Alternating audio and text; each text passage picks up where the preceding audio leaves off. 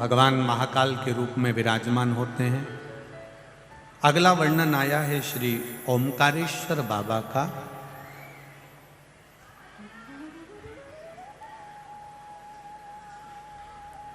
देवऋषि नारद के लिए और देवऋषि नारद के छोटे से ज्ञान के चक्कर में भगवान शंकर को एक अवतार लेना पड़ा। भगवान शिव को एक ज्योतिर्लिंग में आकर विराजमान हुआ।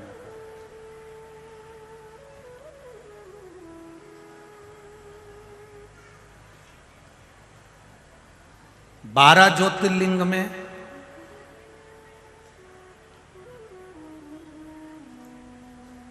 परमेश्वर जो लिंग है, देखिए ये जो ओमकारेश्वर है, ओमकारेश्वर का जो शिवलिंग है, शिवलिंग का नाम है परमेश्वर लिंग। जम के बोलो जरा, परमेश्वर लिंग। ये ओमकारेश्वर हमारे यहाँ शिव महापुराण में, स्कंद पुराण में, लिंग पुराण में ओमकारेश्वर का जो नाम है ये बाद में ओमकारेश्वर आया, पहले आया है परमेश्वर लिंग। ओमकारेश्वर लिंग का जो वर्णन आया है वो बाद में बना, पहले परमेश्वर लिंग का वर्णन आया।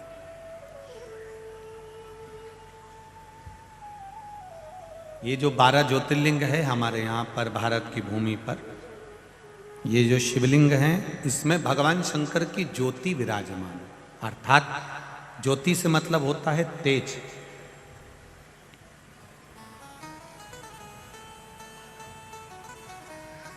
संसार में चाहे कोई शंकर जी की पूजन करे ना करे, पर जितने भी मनुष्य के शरीर हैं, मानव की जितनी देह है, मानव का जितना शरीर है, और चाहे जलचर हो, थलचर हो, वायुचर हो, जीव जितने भी हैं, उसमें जो जठर अग्नि होती है, भोजन पचाने की जो सामर्थ्यवान अग्नि होती है, जो शरीर के अंदर होती है, वो शरीर की अग्नि ही शिव की ज्योति के तुल्य होती है। इसलिए उसको समझना कि संसार में जितने भी मनुष्य हैं, जितने भी मानव हैं, ये कोई साधारण नहीं है। सब में भगवान समाया है, प्रत्येक में नर नारायण, प्रत्येक में भगवान, प्रत्येक में भगवान समाये। इसलिए शायद लोग कहते हैं तुझ में रब दिखता है यारा में, सब में भगवान समाये, प्रत्येक। कंकर कंकर शंकर। और उसका फल, कुछ पत्र आए हैं, 2 दिन से पत्र पढ़ना नहीं हो रहा है। एक पत्र देखिए।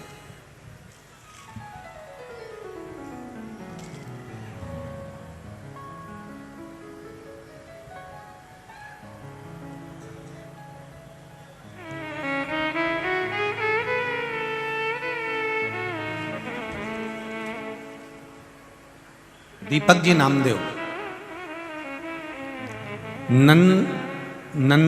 नंदबाग कॉलोनी, इंदौर, मध्य प्रदेश का निवासी हूं। कहीं बैठे हो तो हाथ हिलाइएगा,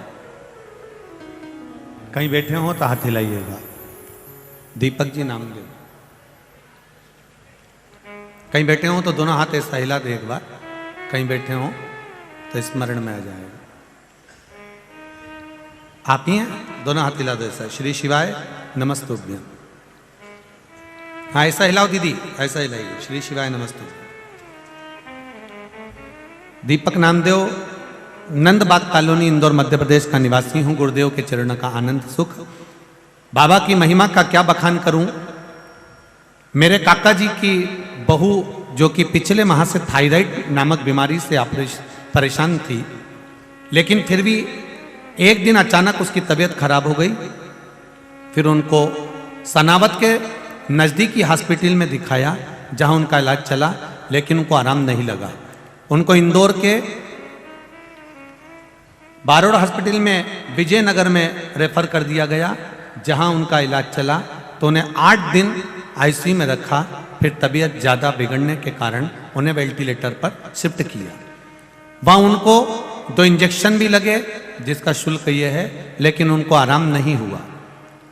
फिर हमने आंवले के पानी से शिवजी के अभिषेक वाला उपाय जो 5 दिन तक करना था वो किया। वेंटिलेटर पर रहने के बाद भी एक दिन अचानक दिन में 3:25 पर उनकी धड़कनें बंद हो गई। डॉक्टरों ने जवाब दे दिया।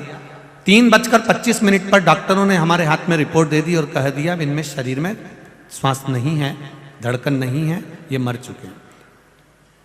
बंद होने की रिपोर्ट हमने पत्र में लगाई है। जो डॉक्टरों ने हमको श्वास बंद होने की रिपोर्ट दी थी कि ये मर चुकी हैं, इनके अंतर्गत अब श्वास नहीं है। पहली रिपोर्ट के अंतर्गत हमने ये सारी रिपोर्टें जो श्वास रुक गई थी और उनके प्राण नहीं थे वो रिपोर्ट लगाई। पत्र के साथ हमने रिपोर्ट लगाई है। डॉक्टर ने कहा आप इनको ले जा सकते हैं। घर वालों के मन में बहुत दुख हुआ कि अपन ने इतना पूजन करा, अर्चना करा, सब कुछ किया, पर बाबा सुने क्यों नहीं। परिवार वालों ने 3:25 पर 4 बजे तक उसको बॉडी को नहीं लिया और 4 बजे तक बॉडी ना लेकर बहू से कहा कि बेटा तुमने कहा था कि सियोर वाला महाराज कहता है कि जल चढ़ाओ, और अपन ने वो आंवले वाला प्रयोग भी करा पर अंतर नहीं आया। 3:25 पर प्राण जा चुके थे, 4 बज चुकी थी। 4 बजे जब गुस्सा आया तो कहा आप श्री शिवाय नमस्तुभ्यम का जाप करो, बच जाएगी तो ठीक है। बाबा को पुकारना चालू करा। 4 बजे श्री शिवाय नमस्तुभ्यम का जाप करना प्रारंभ करा। 1 लोटा जल शिव जी को चढ़ाकर आए, वह जल लाकर उसके शरीर पर लगाया। कुछ देर बाद उसकी श्वास वापस लौट कर आ गई और वो जीवित हो गए। ये शिव है। ओ घड़ी मैं मृत्यु की रिपोर्ट भी दिखा रही हूं और ये रिपोर्ट भी सब सम्मुख है। तेरी कृपा बिना न हिले एक भी लेते हैं श्वास, तेरी कृपा से तनु तनु। विराजी दीदी बैठिए। श्री शिवाय नमस्ते। इस पत्र में एक लाइन आपने लिखी है कि हम विश्वास नहीं करते थे भगवान पर बाबा पर विश्वास पूर्ण हुआ। ये शिव तत्व है। शंकर ओ घड़ी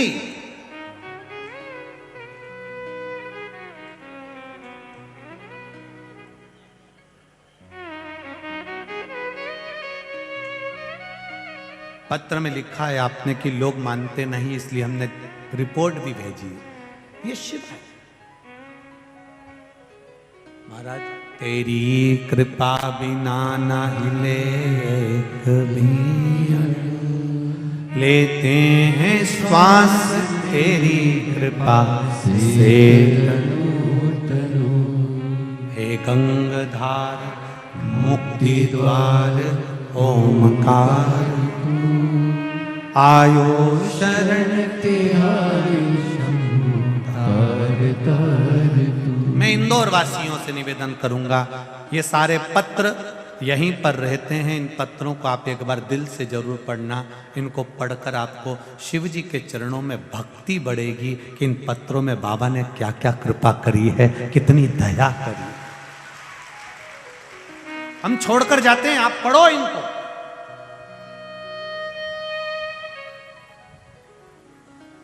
जनमानस, ये एक व्यक्ति का फोटो आया है लगा हुआ, देखिए। शरीर पूरा जल चुका है। पूरे शरीर जलने के बाद डॉक्टरों ने जवाब दे दिया था कि ये जीवित रहना मुश्किल है, तो भी आपने भेजे आए हैं साथ में।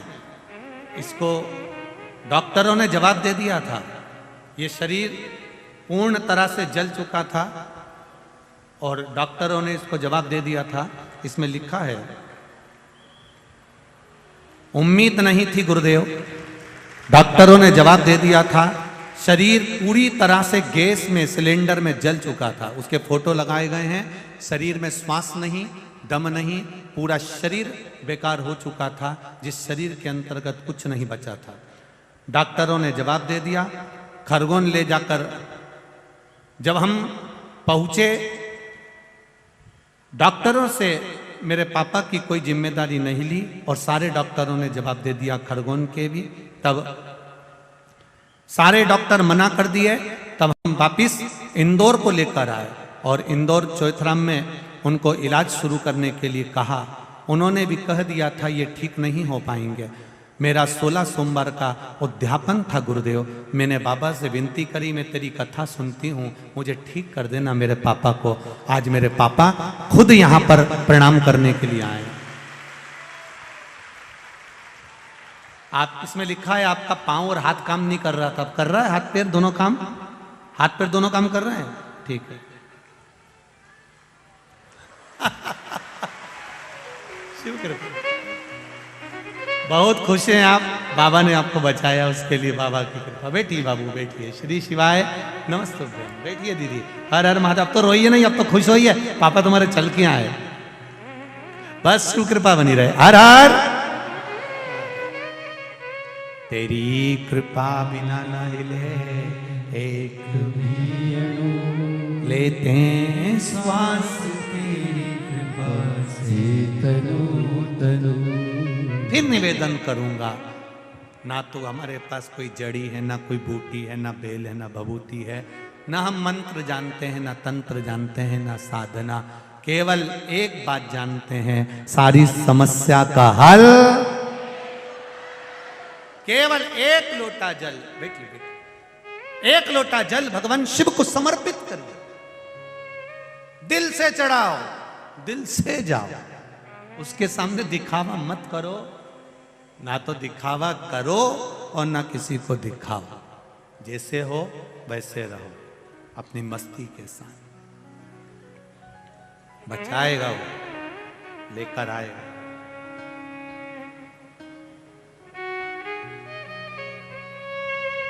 बहुत पत्र हैं, हम खुद नहीं पढ़ पाते हैं साहब इतने पत्रों को। और इन पत्रों में आपका विश्वास, आपका भरोसा, आपकी दृढ़ता है।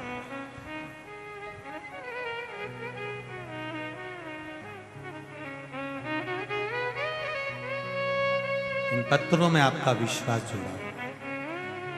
एक भी पत्र सीहोर नहीं जाते, सब यहीं रहते हैं। सब में मोबाइल नंबर लिखे होते हैं। आप दिल से, जब आपका मन करे कि कहीं सीहोर वाला महाराज कुछ गड़बड़ बोल रहा हो या बना कर बोल रहा हो, तो ये पत्र आपके हैं, आपके पास हैं, मोबाइल नंबर लिखे हैं। आप दिल से उनके घर जाओ, पूरा माइक भी ले जाओ और उनसे खुद पूछो। और बचा कुचा हो तो रात्रि में कभी आना। मेरी बहनें, मेरे भाई यहाँ रात भर सोते हैं, भजन करते हैं, उनसे दिल की बात कर कर जाना कि शिव है क्या।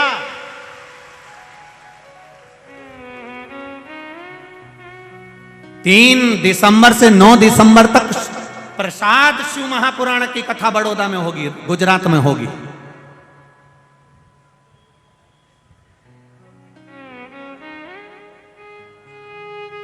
और पूरे राष्ट्रवासियों से, भारतवासियों से, देश विदेश में बैठे हुए शंकर भगवान के श्रोता भाई बहनों से कहूंगा, छोड़ना मती शिव महाप्रसाद की शिव पुराण कथा को। प्रसाद की मूलता क्या है? धतूरा प्रसाद कैसे हो सकता है? बेलपत्री प्रसाद कैसे हो सकती है? एक पत्ती में क्या बल होता है? 3 पत्ती की बेलपत्र मात्र जिस प्रसाद में डाल दी जाती है, उस प्रसाद की क्या महत्वता है? रात भर प्रसाद क्यों नहीं रखते हैं? एक कमल के पुष्प का कमल गट्टा जिसका पानी शिव पर चढ़ जाता है, उसके प्रसाद की मूलता क्या होती है?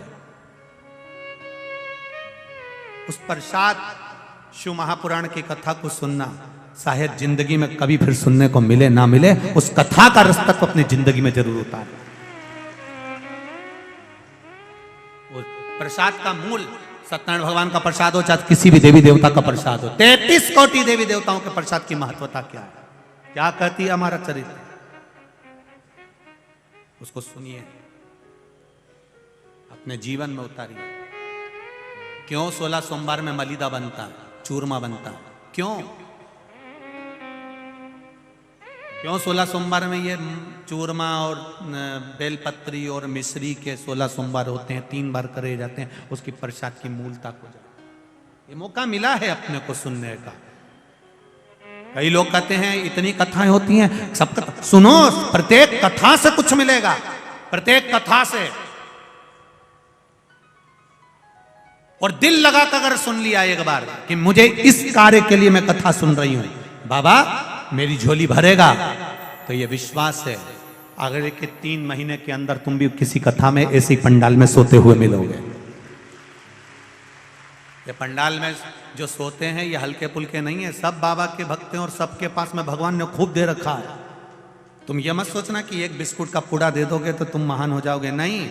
ये तो बाबा के दरवाजे पर भिक्षा मांगकर इसलिए खाते हैं कि 7 दिन कैलाश धाम में कल्पवास करने आते हैं, इसलिए भिक्षा के रूप में ले लें।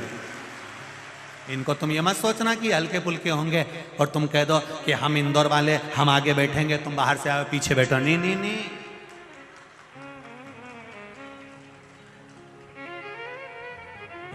इस गलत फहमी में मत रहना महाराज।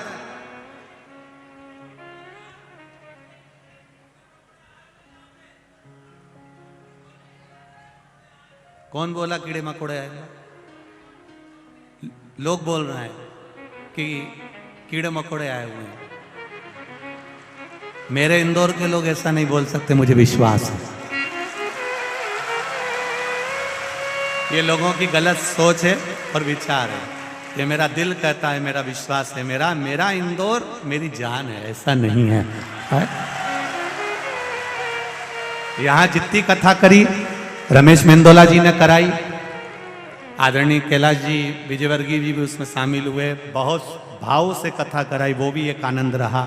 आदरणीय जीतू पटवारी जी ने कराई, वो भी एक आनंद लेकर गई, और आदरणीय संजय जी शुक्ला करा रहे हैं, ये भी एक आनंद की लहर के साथ। ये बेलपत्री की 3 पत्ती के बराबर हो गई है। ये मेंदोला जी करा लिए हैं, पटवारी जी करा और शुक्ला जी करा लिए, तो ये तो शिव कृपा है। परंतु मेरा फिर विश्वास कहता हूं, भाव से कहता हूं, सब बाबा के भक्त हैं, सबके घर में जमीन जायदाद पैसा धेला खूब है, केवल ये कल्पवास के लिए 7 दिन आते हैं। और मेरा गुजरात वालों से भी निवेदन है, मौका मत छोड़ना। बड़ौदा की पावन धरा पर 3 तारीख से 9 तारीख तक दोपहर में 2 से 5 बजे तक कथा के रस तत्व को ग्रहण करना, सुख दे। बोलो बोलो, बैठो, बाद में सुनता हूं, सबके सुनोगे। शंभो शरण मांगो घड़ी दुख काटो, बोलना है।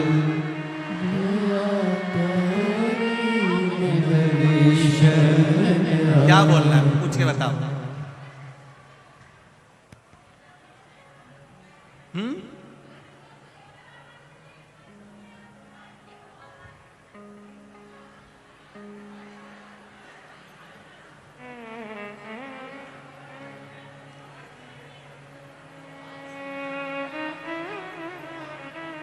देव जरा माइक देव, अब सुनी ले, दे जरा देव। श्री शिवाय नमस्तुभ्यम बाबू। पहले तो आपको नमन करता हूं, आपके घूंघट को नमन करता हूं। मेरी मालवा की पहचान आपका चेहरा जो ढका हुआ है, आपके चेहरे पर जो घूंघट है उसको नमन करता हूं। ढके रहने दो भले। हाँ बोलिए दीदी। 15 दिन का था। उस दिन उसको रात को बुखार आया, हम सुबह हॉस्पिटल लेके गए, वहाँ पे डॉक्टर ने पेट में उसको इन्फेक्शन बताया और भर्ती कर लिया। वो 24 घंटे ठीक रहा और अचानक उसकी तबीयत ज़्यादा खराब हो गई।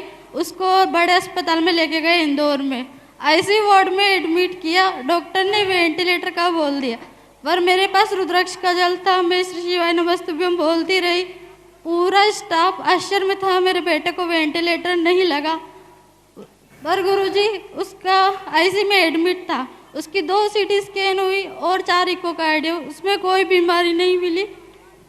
बस उसको सांस में लेने में तकलीफ आ रही थी। मैं घर आई, मेरे पियर गई, मैंने पशुपति व्रत लिए, 4 व्रत पूरे हो गए, मेरा बेटा ठीक भी होने लगा। 5वां पशुपति व्रत था और श्रावण आ गया। मैंने श्रावण खत्म होने के बाद 5वां उपवास किया। उसी दिन मेरी सास ने भी उपवास किया। सास ससुराल में थी और मैं मेरे पियर में थी। शाम को पूजा करके आया और बेटा रोने लगा। मैंने दूध पिलाया और ज़्यादा रोने लगा, तबीयत अचानक ज़्यादा खराब हो गई। हम दोनों ने उपवास छोड़ा और अस्पताल लेके गए। अस्पताल में वो पूरी रात ठीक रहा। जैसे ही 12 बजे दूसरा दिन लगा मंगलवार का, और बेटा शांत हो गया 12:22 को। तो गुरुजी आप पशुपति व्रत करें या नहीं करें? पशुपति व्रत थोड़ा रुक के करना, जो बेटा गया है वही बाबा वापस देगा। और गुरुजी मेरी सास का एक उपवास हुआ था बेटे को ठीक करने के लिए, अब वो बाकी की 4 करें? नहीं, वो नहीं करेंगे, वो नहीं करेंगे, उसको रोकेंगे। श्री शिवाय नमस्तुभ्यम। शंभो शरणे पड़ी मांगू घड़ी रे घड़ी, दुख काटो दया करी ने दर्शन। बाबा से विनती करना और विनय कर कर जाना कि वो बाबू, जैसे एक बार कथा में सीहोर की कथा थी और कहीं की एक कथा थी, 20 वर्ष का बेटा चले गया था। आप लोगों ने टीवी पर भी उस कथा का स्मरण कराओ। किस किसने सुना था? वो सुना था। 20 वर्ष का बेटा चले गया था, पर बाबा ने उसको 20 साल का बेटा जाना, उसके बाद वापिस आना, ये शिव कृपा के बिना कोई नहीं कर सकता। प्राप्त होगा। कहीं शरीर में फिर एक निवेदन करूंगा, कर्म की गति बड़ी प्रबल है। जन्म, मरण और परण, ये 3 मेरे महादेव के हाथ में है। दुनिया में कोई नहीं पलट सकता। जब वहां से लिखा कर आ गई है तो मृत्यु तो निश्चित है। बस इतना हो सकता है कि अपने कर्म के अनुसार हो सकता है उसकी जिंदगी रोगमय निकलना हो, इसलिए बाबा ने कुछ अच्छा सोचकर उसके लिए कर्म करा हो। आप बाबा के भरोसे रहो, शिव तत्व जरूर देगा। आप 2 या 4 कथा में या कहीं ना कहीं पत्र आपका भी सामने जरूर मिलेगा, ये निश्चित है। शिव कृपा हो, निश्चित। आप दिल से उसका भजन करो, आप दिल से उसको कहो, और जब दिल से कहोगे तो दिल से सुनेगा, ये निश्चित। तेरी कृपा बिना ना हिले एक भी, लेते हैं श्वास तेरी कृपा से। जब मौत के मुंह से उनको निकाल सकता है, कैंसर वालों को निकाल सकता है, तो जरूर कुछ ना कुछ हमारे कर्म का भोग है जो हमें भोग करना है। शिव पुराण कह रही है महाराज। आज भगवान देवर्षि नारद पहुंच गए विंध्य पर्वत, और विंध्य पर्वत पर बाबा जब पहुंचे, और विंध्य पर्वत पर पहुंचने के बाद उन्होंने विंध्य पर्वत से कहा, मेरे विंध्य, तो सुमेरु जितना प्रबल नहीं है, तो सुमेरु जितना प्रबल नहीं है। और सुन विंध्य, जितना सुमेरु में बल है, जितना विशाल सुमेरु है, जितना सुमेरु की ऊंचाई है, जितनी प्रबलता सुमेरु की है, उतनी तुझ में प्रबलता नहीं आ सकती। विंध्य को थोड़ा सा बुरा लग गया। देवऋषि नारद जब ऐसी बात करें और हंसें तो ये अच्छी बात नहीं है। हमने पहले भी कथा में कहा, हमारा कुछ न बिगड़ेगा, तुम्हारी शान जाएगी।